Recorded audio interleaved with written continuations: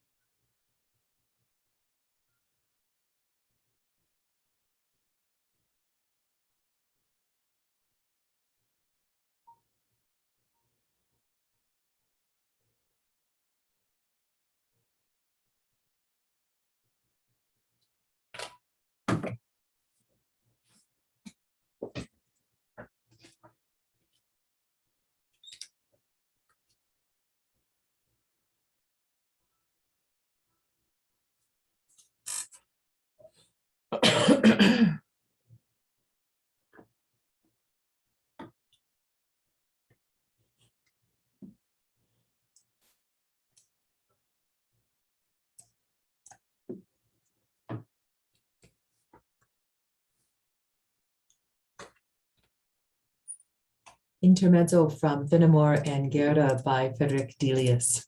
The Royal Philharmonic was conducted by Sir Thomas Beecham. And now we have the end titles and theme from Edward Scissorhands by film composer Danny Elfman.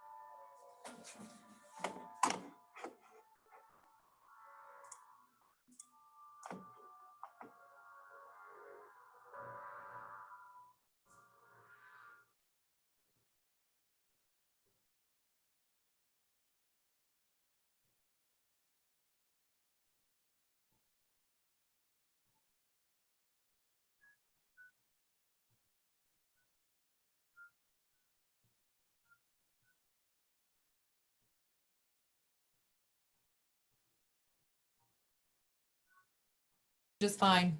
Perfect. How are you? I'm good. How are you? I'm good. I'm going to do a really short break here and then I'll be right back. So I'm going to mute you currently. Sure.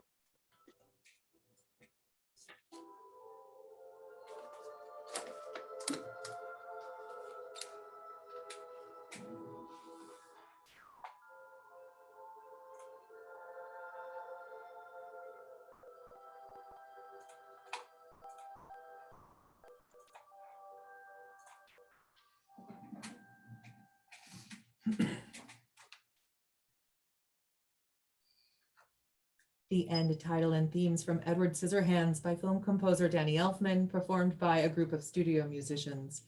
Thank you so much for being with us for classical music today. We have music for you throughout the afternoon and this evening as well. and something very special coming up in just a few moments. We have a green room today with Richard Koshgarian, who is the music director, conductor of the Hutchinson Symphony Orchestra, talking about their season that they just announced a couple of weeks ago, and also Hutchinson Symphony Quartet playing chamber music this Saturday morning. This is the Radio Kansas Network, 90.1 KHCC, Hutchinson, Wichita, 89.5 KHCD, Salina, Manhattan, 90.9 KHCT, Great Bend, Hayes, and radiokansas.com. Live from NPR News, I'm Lana Shanice. The Pentagon says 2 explosions Okay. took place just outside the Kabul. Okay. How's the morning going? Dozens of people It's a fine morning. US officials Okay. It's a fine morning. It's actually one of those mornings where I've never had 2 in one shift. I had 2 CDs start skipping on me. Oh, wow. And I don't know what the odds are of that. I've never had 2 happen in the same shift. But So what do you do when that happens? You pull it off the air, make an apology, and then what? that's it. I throw something else on. I always have something ready to go just in case. Sure. And then I also just, like, in our system, I can pull up any number of things that we have in there for emergencies. So luckily there's always something. Right. But really all I can do anymore is if it happens, I just laugh. Yeah, right. There you go. Sure. That happens. That's when you go live, that's one of the risks, right? Yes. Okay, so I have the information about your season. We'll talk for 5 minutes and then I just have short musical snippets, little excerpts. I have the Cool Fugue from West Side Story Symphonic Dances for one of them. Variations on a Shaker Melody from Appalachian Spring for another one. I just kind of pulled things from the season. And we'll just like we did last time, just kind of go with the flow and just we'll start right off the bat talking about Saturday at Scuttlebutts though. Okay, sounds good. Great. And I'll follow your lead, and when it's time for me to shut up, you just kind of give me a I will do that. Okay. too much. So I go back on live here in a couple of minutes for just, I have like a 30-second break I do, and then I'll go right into us. And you'll know when we start. I'm really obvious about it. This is the green room. This is, So I'm going to mute you again. And the next time you talk and we'll talk together, we'll be live. Okay, sounds good. Great. Number or a statement by the voters saying they haven't been issued either. Russell Schaffner, an assistant county administrator in the Fort Worth area, says many registered voters there don't have those numbers. For the social security numbers specifically, it's 81,000. I have 95,000 don't have driver's license on file, and then 13,000 don't have either. The bill would also ban 24-hour voting and significantly limit drive-through voting. Houston area elections officials have said people of color disproportionately used 24-hour voting in 2020. I'm Brett Jaspers in Dallas. The Dow Jones Industrial Average is down more than 40 points. Open at 35,364. You're listening to NPR News. Air quality advisories remain in effect today for large portions of Los Angeles, Riverside, and San Bernardino counties in California.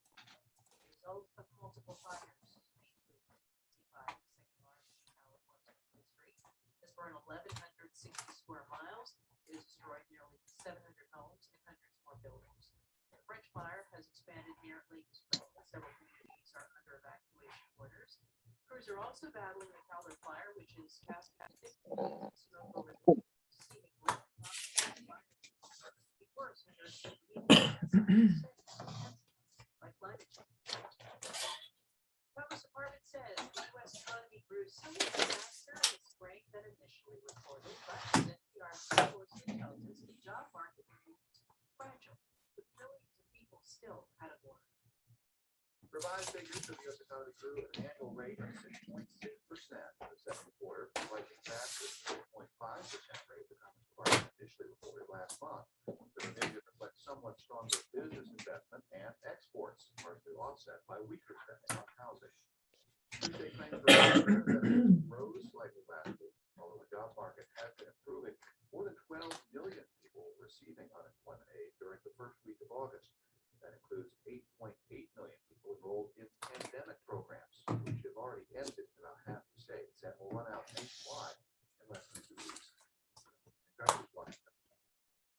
costs are trading slightly lower than now. I'm actually saying NPR news. Support for NPR comes from NPR stations. Other contributors include Progressive Insurance, home of the Name Your Price tool, so drivers can see coverage options at Progressive. Coverage match limited by state law, and the listeners who support this NPR station. The Ulrich Museum of Art at Wichita State University is hosting the exhibit, Look, It's Daybreak Here, Time to Sing. From suburbs to farmlands to the heart of densely populated cities, birds dwell wherever humans have settled. Some find ways to thrive in these transforming ecologies, while others are adversely impacted. The rise of interrelated bodies of sculpture and video showcase particular attention to human coexistence with nature on the Great Plains. Look, it's daybreak here, time to sing, at the Ulrich Museum of Art, Wichita State University. For more information from the arts, visit radiokansas.com. Radio Kansas is funded by the Smoky Hill River Festival in Salina, September 2nd through 5th, with 4 live stages featuring entertainment including Phantom Blues Band, the Marcus Lewis Band, and Acoustic Eidolon. Details at River Festival. Our forecast for today, sunny skies, winds from the south gusting up to 25 miles per hour with highs 95 to 100 degrees. And another hot day tomorrow with sunny skies and highs 95 to 100. Saturday, a little bit better, but still really hot. Sunny skies with highs 90 to 95 degrees. This is the Green Room. I'm Katelyn Mattson-Levy. We have with us today Richard Koshgarian, who is the music director and conductor of the Hutchinson Symphony Orchestra. They have announced their 2021-22 season, and they actually have an opportunity for you to be out in the community this Saturday morning to hear live music brought to you by the Hutchinson Symphony. Good morning, Richard. Good morning. Thank you for having me. We're so glad you're here, and always exciting whenever our musical ensembles start to announce their seasons. And yours is called Hometown Tour. And I was looking at the different venues and different places that you all will end up playing in. And then I thought, well, that made complete sense to me. Can you give us, first of all, an idea of what to expect this Saturday morning? Where are you performing at, and who will we hear to? Sure. It won't be the full symphony, Caitlin. We have our actually, we have a couple string quartets, and this is one of our string quartets that will be performing at Scuttlebutts from, let's see, 9:30? until 11. Yeah, I had to corroborate. I mean, sometimes I don't always trust my memory with the timing. I want to make sure I'm getting that information right. And they will be performing some classical stuff, Mendelssohn, some jazz music, some popular stuff, a variety of really good music. They're having a ball getting it ready, and so I know it'll be a fun time for anyone who goes. What better way to start off the weekend than by having a great cup of coffee and enjoying some terrific music? Scuttlebutts Coffee is located on Main Street in Hutchinson, right? That is correct. Yep. And it's kind of attached to, is it the Clayworks? Exactly. Yes. And it's starting at 10. We'll be selling tickets, season tickets for the symphony events. So that'll be a great opportunity for people to not only purchase tickets, but also just to get a full rundown of what the season is. If they don't happen to catch this Green Room chat today, they can get that information there as well. And you've been having live music, small ensembles at different places, around the city over the past year, out of necessity, kind of doing what anybody has been doing, as much as you could do in terms of making music in the community. Can you give us just kind of jog our memory? How has the Hutchinson Symphony remained present and presented music to the community during the pandemic? Sure. Well, we've done actually a few events at Scuttlebutts. We found that to be a really conducive environment, not only in terms of space, but in terms of recording and live streaming. So that was the primary place. We've had some of our ensembles have done some things on it as well.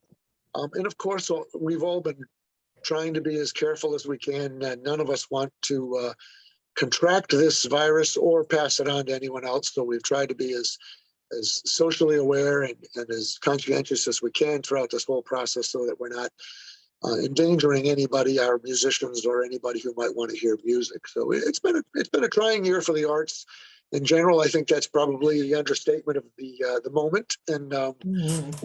it looks like it's coming to a slow but steady conclusion, and we're all glad to see that. That's wonderful and exciting that you could actually get together and plan a full season and announce it with some confidence that, you know, you'll be able to see it through. And I noticed that this very first full concert, well, it's not a full concert, it's probably still only part of your symphony orchestra performing in your classical and rock concert, taking it to the street. That will be actually our full orchestra. Oh, I We will- love it. We will have everybody in the band will be there. It's going to be an exciting event. We are very much looking forward to this. It's taken a lot of planning on a lot of people's part. The board has been very active with this event and putting a lot of time and effort and energy and thought into it.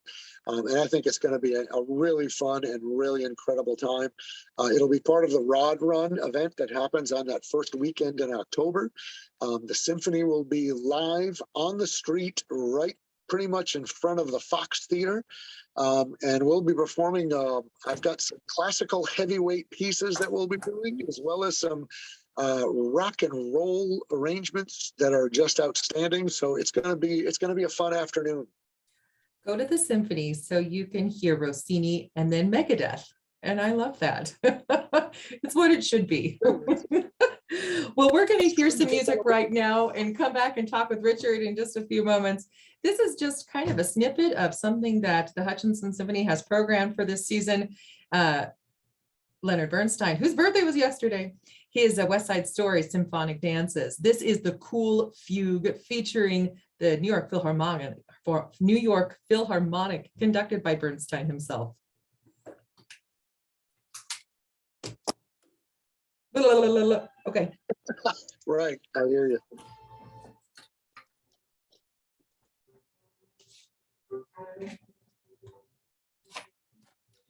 Great. And I just now saw that Mitchell Probst is your guest guitarist. I think that's wonderful. He wouldn't know me. I know his Okay. father. Okay, And because I know his father, I feel like I know him. sure. Yeah. Well, that's great. Yep, excited to have Mitchell join us. And yeah, it'll be a lot of fun.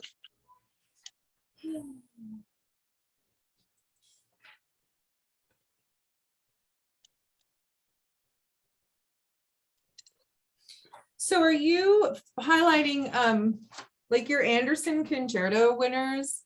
Are those from last year, or the ones from last year played earlier on in the spring, or the? One of them played at the Dylan Nature concert. And I'm not sure what's we're still sort of up in the air. So let's go with mentioning Anderson, but we'll be doing a live competition in November, and then that winners will be performing in December, and the other is still we're still trying to figure out if that's going to work at all or not. Okay.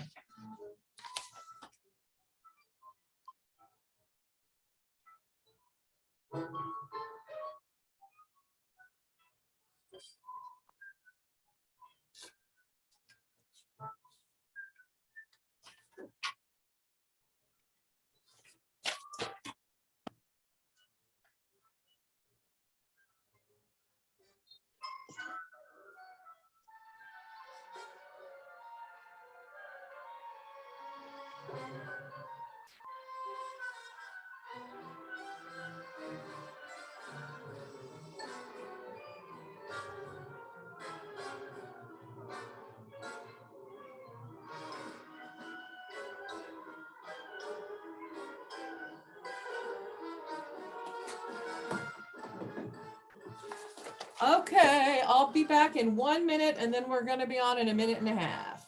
I'm going to wait right here for you.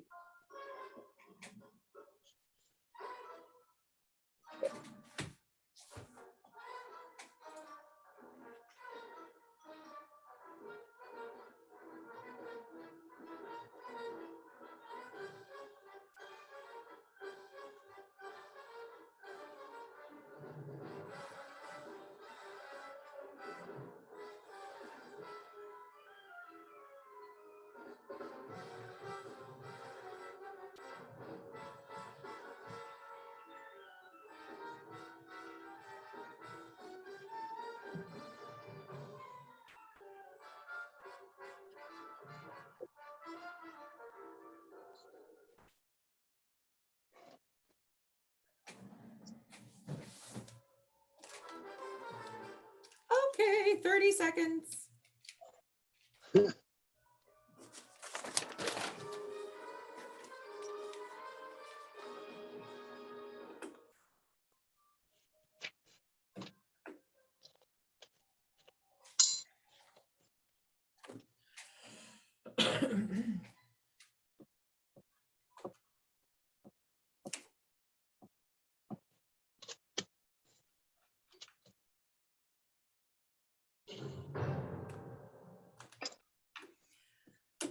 Cool Fugue from Leonard Bernstein's West Side Story, Symphonic Dances. I'm Katelyn Mattson-Levy. This is the Green Room. Richard Koshgarian, the music director and conductor of the Hutchinson Symphony Orchestra, is with me today talking about the symphony, about their new season they've announced for 21-22, and for a chamber music ensemble concert happening this Saturday morning at 9:30 at Scuttlebutt's Coffee in Hutchinson. Richard, we were talking before we started listening to that music, and we were talking about how wonderful it is when classical music and rock music meets. And what does the intersection of that look like? And you have an answer for that. And it is, your answer is your classical and rock concert, part of your hometown tour called Hutch Symphony, Taking It to the Street. You have a guest artist on this concert happening in October. Who is it? Our guest artist on this concert is, Mitchell Probst. He's a guitarist, and he'll be featured as the soloist on all of the rock arrangements we're doing. We're doing arrangements of music, Deep Purple, Megadeth, Metallica, and Black Sabbath. In addition, we'll be doing a single song of Pink Floyd, Another Brick in the Wall. So it's going to be a pretty fun event. In terms of the connection between the classical realm, which, by the way, is a term that I'm not all that terribly fond of, but I won't launch into that right now. That's a whole other half hour some other It's a whole time. other conversation, and yeah, and the music of rock and roll is that there is, I think, an indelible connection between these two different genres of music, and the more I meet rock musicians and talk to them about it, the rock musicians who are familiar with classical music, there's just a general concurrence there of yes, there's a connection. It's indelible. The arrangements that we're doing, Katelyn, are from a young man who is a guitarist himself. He actually lives in Peru, and I found him through a variety of sources, and had wonderful conversations with him. His name is Mickey Tejada. And we had a great conversation on this very topic, that when he listens to Beethoven, he hears the rock and roll in it. I do too. I mean, parts of Beethoven's music just demand almost. If he were alive today, he'd be hitting it pretty hard with some hard metal. Yeah, he would be. There's no doubt about it. And a bunch of other composers as well. So it's just it's a fun conversation to have with rock musicians, and it's always fun when you do this kind of a crossover event. It just opens up so many ears and eyes to the connections between the two music forms. You know, my husband's favorite band is Rush, and every time he has Rush on, in my head, in my ears, I hear classical music. I mean, it's so similar, and it just kind of blows your mind once you start thinking about how just closely they're all related. Anyway, yep. I just love it. And I love this concert you have. It is outside in October, so that's great news. And October the 2nd. And moving along, you have a Christmas traditions concert in December. And yep. You're inviting area high school choirs to that one. We are indeed. We will have Central Christian, Hutch High, and Nickerson High. Those three schools will be joining us. In addition to that, we'll also have our Anderson Concerto competition winners. That event has not taken place yet, but it will in November, and we will know who those winners are. That's always a fun event for us to work with those young, gifted musicians, and fun for the community to hear them and the remarkable talent that they have brought to the symphony concerts over the years. And then we'll also have some traditional and perhaps non-traditional. Oh, I forgot. We've got a huge piece on this. Shame on me.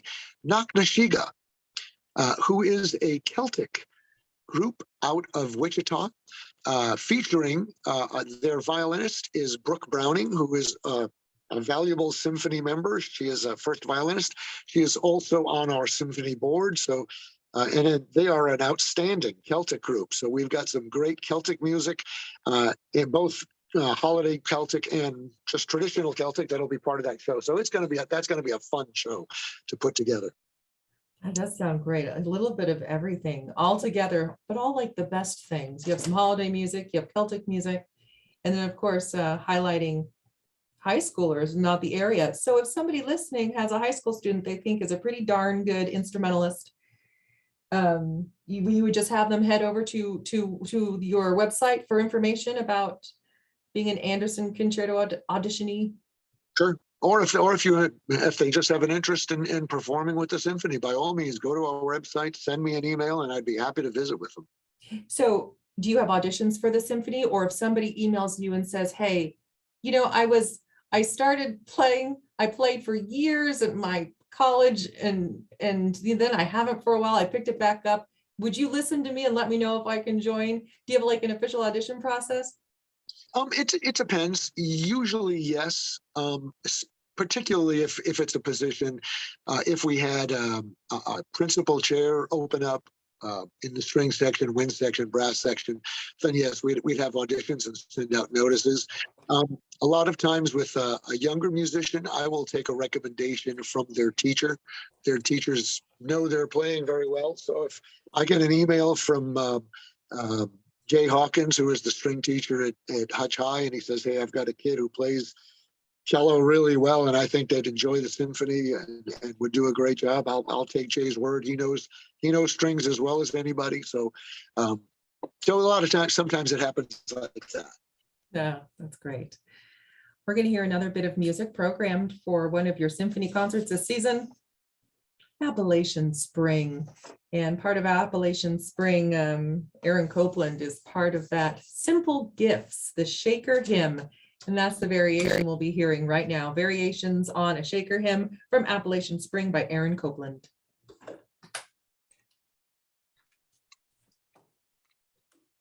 Okay. Good. How are we doing on time? Good. We have after this, we'll talk for 5 more minutes. And it can be about anything you want. Okay. We can, I'll probably talk a little bit about the last 2 concerts. We've got some great stuff there coming up. And Yeah. also just going to throw out a quick notice on, I noticed you did Bernstein, performing Bernstein. And is this, which recording of the Appalachian are you playing right now? Oh, Kunsel, Cincinnati Pops. Okay. Because, one of the interesting things that always is really just terrific, I love, is that once we get to the 20th century, obviously, we can listen to Bernstein performing Bernstein. We can listen to Copeland performing Copeland, which is so incredibly helpful. From my standpoint as a performer, boy, what did Copeland think about this? What did Bernstein? It's just such a great educational tool, and so eye-opening. Right.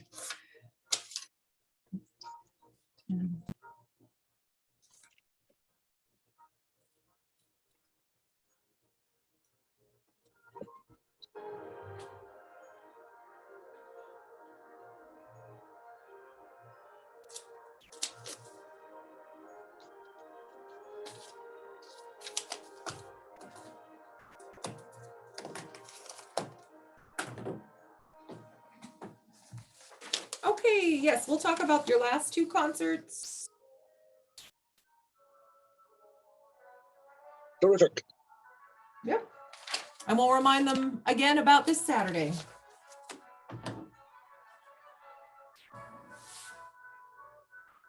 Yes.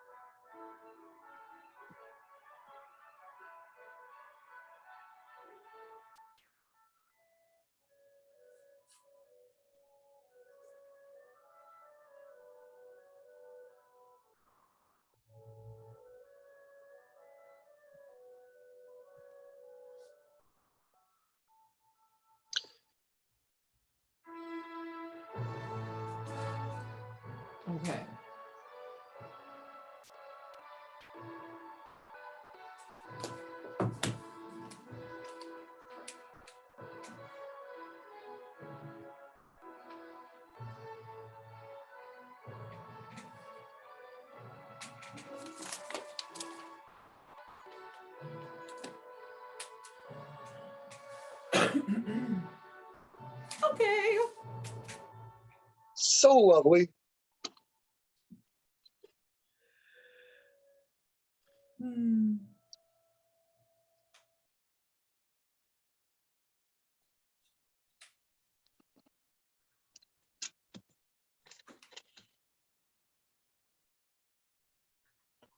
From Copeland's Appalachian Spring, Variations on a Shaker Hymn. Cincinnati Pops Orchestra was conducted by Eric Kunzel. I'm Katelyn Mattson-Levy. This is the Green Room. Richard Koshgarian is here from the Hutchinson Symphony Orchestra. They've announced their season. They actually have a performance this Saturday morning, chamber music at Scuttlebutts beginning at 9:30. Scuttlebutts, the coffee shop, is downtown Main Street in Hutchinson. We were talking about the concerts that you have planned coming up for this season. And we have made our way to a concert called Dreaming of the Masters, your winter concert featuring some pretty stunning music. We have, well, I'll let you talk about it. I'm not going to just read it off. I'm going to let the man who knows talk to us about your Dreaming of the Masters concert. Dreaming of the Masters. Well, this is kind of got a couple of side angles to it, I suppose. You might say, number one, being as close as it is to Valentine's Day, we programmed the Tchaikovsky Romeo and Juliet, which of course is a phenomenal piece, and of course dedicated to the Shakespeare Romeo and Juliet. And so as I was thinking this through, I was visiting with Nick Schroeder, who is our principal trumpet player and that's an outstanding jazz musician as well as a classical player. And we talked about the idea of having him solo with the orchestra on a concerto, a jazz concerto for trumpet and orchestra. And we found a piece called Dreaming of the Masters by Alan Gilliland. He is a Canadian composer. It's a terrific work, and we're both of us are just excited as we could be to bring this to the public. And then I thought, well, I'm going jazz on this second half. What if we did the Bernstein West Side Symphonic Dances from West Side Story, which of course, West Side Story is a modern day setting of Romeo and Juliet. So that sort of ties the whole concert together. It's a focus on both the classical and the jazz interpretations of a great story, a great love story, one of the greatest, Romeo and Juliet. So it's going to be a fun concert, I think. Nick is phenomenal, so that'll be outstanding to work with him in that capacity. Great music all the way through, and we'll open with Verdi's overture to La Forza del Destino. So terrific pieces. Yeah, And exciting music. the Canadian composer, he's a living contemporary composer. Alan's alive. Yeah, very much so. Had a number of nice conversations with him. Yeah, outstanding, and yeah, very, very personable. Fun talking to him, and again, I'm looking forward to performing his music. And your spring concert features, well, it's a familiar name to me, Dr. Timothy Jones, who is professor of violin at Wichita State University and associate concertmaster of the Wichita Symphony Orchestra. He is guest soloing on your spring concert. He is indeed. This was a work in the making. Of course, we had scheduled Dr. Jones to come and play with us 2 years ago, back in the COVID time, and that all sort of fell apart. So, I mean, last year, my bad, excuse me. And so we had to put on our patient faces and work our way through everything like everyone else. And here we have Dr. Jones joining us this year to play the Tchaikovsky. And just thrilled about that. Terrific piece of music, of course. And I know that Tim will play the lights out with it. So that'll be an exciting concert for us. Going to open that concert with Samuel Barber's Overture to the School for Scandal, which is a delightful work. Barber is one of my favorite composers. Doesn't get a whole lot of play other than the Adagio for strings, which of course is wonderful and beautiful. But, I agree. I just have to interrupt you to say he is one of my absolute favorite composers. Yeah, outstanding composer, and that's a great work. So I'm thrilled to be able to do that. And then, of course, also on that program is the Appalachian Spring. So it's a pretty good concert with some pretty good pieces of music. Well, it's just a fantastic season, and I'm excited for you. The Hutch Symphony is very near and dear to us here at the station. I mean, all of our performing ensembles are. I grew up, my father played in the symphony. When I was in high school, I played in the Hutch Symphony. Is that right? Yeah, I did. I played Geneva Hayes with my flute teacher, and she was principal. And I played piccolo at that point in time in the Hutch Symphony. So Yes. what happened to the piccolo? Is it still around? It is. It's in my house. I had to get it out and dust it off 2 years ago for a Stars and Stripes performance. And you know what? It wasn't half bad. I did forget about the embouchure though. My lips, my cheeks were burning after only playing it for like 2 minutes. No. My flute and my piccolo, they still live. They're in my house on a shelf. And maybe one day soon I'll pick them back up and dust them off and return to I'm going to instrumental start music. looking for a great piccolo concerto to get you motivated. My cheeks will fall off. Thank you so much for being with us, Richard. And don't forget that you can hear the Hutchinson Symphony String Quartet performing at Scuttlebutt's Coffee on Saturday morning at 9:30. For any information about the Hutchinson Symphony, their website is hutchsymphony.org. Richard, thank you so much for being with us, and I hope you have a really wonderful season, a healthy season, a full season, and it's really exciting to see that the symphony is back. Thank you so much, Katelyn. I appreciate it very much.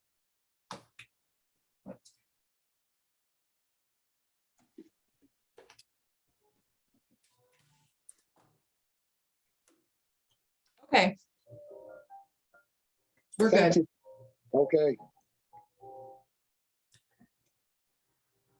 Okay, good. Thank you. I really appreciate it. Thanks for coming on again. And I don't know, have Engineering and science. a wonderful concert this Saturday. Thank you. All right. Thanks again for having me. Take Be in care. touch. I'll talk to you later. Bye.